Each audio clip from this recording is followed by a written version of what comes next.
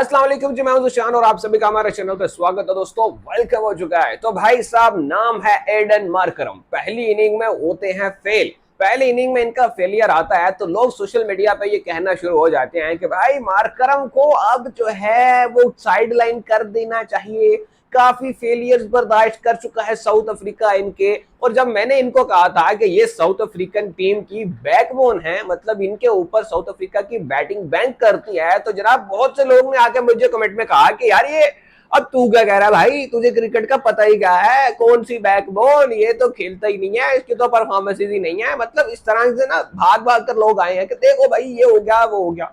और भाई साहब, हम जो कहते हैं वो सोच समझ कर कहते हैं। आप बेफिक्र हो जाइए। अब देखिए कैसे तमंचे मारे हैं आपके मुंह पे एडम मार्करम ने।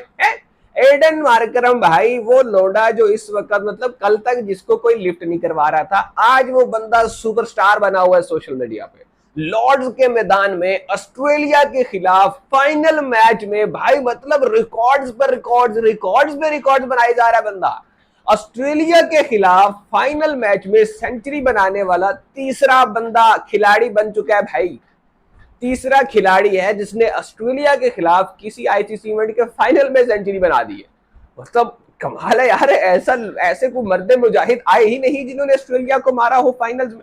और वो क्लाइव लॉयड ने मेरे ख्याल में कोई 1975 में कहीं ऑस्ट्रेलिया के खिलाफ सेंचुरी बनाई थी, और उसके बाद कोई 1996 में शायद डिसिल्वा थे कुछ श्रीलंका के, उन्होंने ये कारनामा अंजाम दिया था। और अब जाके ये काम किया है एडन मार्करम ने। वो मार्करम जिसको कल तक सोशल मीडिया पे ये डिबेट की जा रही थी कि भाई इसको ना रेस्ट देना चाहिए, ये जो है वो साउथ अफ्रीका पे बोझ बना हुआ है।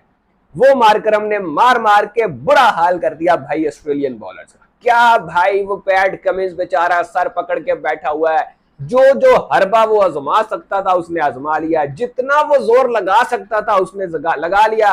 क्या वो भाई मिचेल स्टार्क और क्या वो, ये मतलब सारे सब कुछ उन्होंने आजमा कर देख लिया।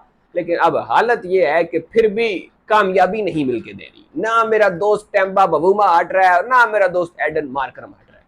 मार्करम जब पहली इनिंग में जल्दी आउट होते हुए थे तो मुझे यही था कि भाई अब दूसरी इनिंग में इस बंदे के ऊपर ड्यू हो चुका है। दूसरी इनिंग में हालात भी ऐसे बन गए थे भाई, 282 रन का टारगेट, जो कि कोई छोटा टारगेट नहीं है, एक ह्यूज टारगेट जो था वो साउथ अफ्रीका के सामने था तीसरी इनिंग में चेस करने के लिए। जो मतलब पहली इनिंग में जो इनके हालात हुए भाई, उस हिसाब से तो बहुत ही बड़ा टारगेट था इनके लिए।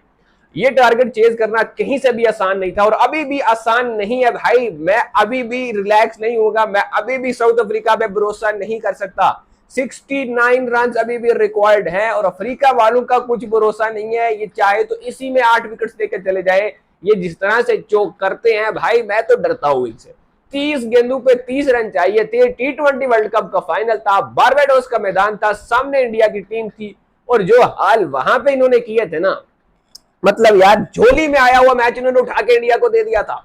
याद ही होगा ना आपको, वहां पे इनके मेन बैटर्स खेल रहे हैं, हेनरिक क्लासन खेल रहा है, इनके सारे मतलब मेन लड़के खड़े हैं, लेकिन उन्होंने वहां से मैच उठाया, डाल दिया झोली में इंडिया की कि ये लीजिए मैच ही आपका है, हम तो बस देखने के लिए आए हैं, कप लीजिए आप ही वर्ल्ड कप जीतेंगे, हमने जीत कर क्या करना है।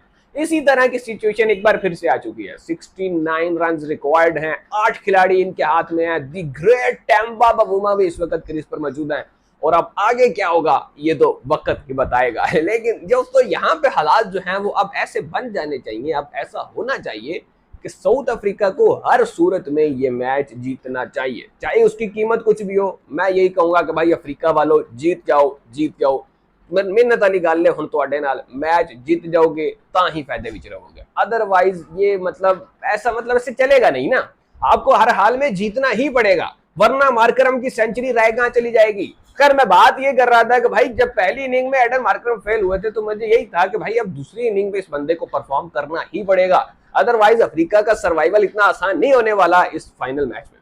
और वही हुआ भाई, एक बार फिर से भारी जिम्मेदारी आई, और फिर जिस तरह से एडन मार्करम ने जिम्मेदारी ली भाई, टेम्बा बबूमा के साथ मिलके वो जो बैटिंग कर रहे हैं अब तक, जिस तरह से उनकी अप्रोच दी है, शुरू में तो बंदा 100 के स्ट्राइक रेट के साथ बैटिंग कर रहा था, ऑलमोस्ट मेरे ख्याल में कुछ 40 रन इनके हुए थे जब तो इन्होंने 43 या 46 बॉल्स खेल रखी थी। तो मतलब बड़े शानदार किस्म के स्ट्राइक रेट के साथ, बड़ी शानदार किस्म की इंटेंट के साथ, वो भी भाई Mitchell Starc, Hazlewood, PAT Cummins जैसे बॉलर के सामने इस इंटेंट को बरकरार रखना, नेथन लॉयन जैसे शातर ऑफ स्पिनर के सामने इस इंटेंट को बरकरार रखना और इसको लेकर चलना, ये कोई छोटा काम नहीं है। और जिस तरह से इन्होंने परफॉर्मेंस दिया भाई, नेक्स्ट लेवल, ढेर सारे रिकॉर्ड इन्होंने अपने नाम किए हैं। मतलब लॉर्ड्स में इन्होंने सेंचुरी बना दी, मेरे ख्याल में पहले या दूसरे साउथ अफ्रीकन बने हैं जिन्होंने लॉर्ड्स में सेंचुरी बना दी।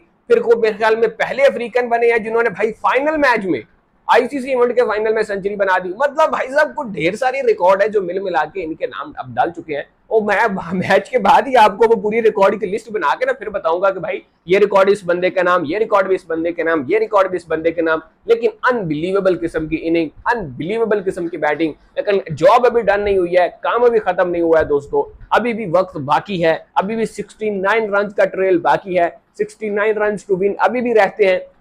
अगर अफ्रीका ये काम कर जाता है तो भाई हिस्ट्री क्रिएट हो जाएगी लॉर्ड्स में। बड़े बड़े मतलब दिग्गज जो है क्रिकेट के वो हिल के रह जाएंगे कि भाई साहब अफ्रीका भी अब ट्रॉफीज की रेस में आना शुरू हो चुका है।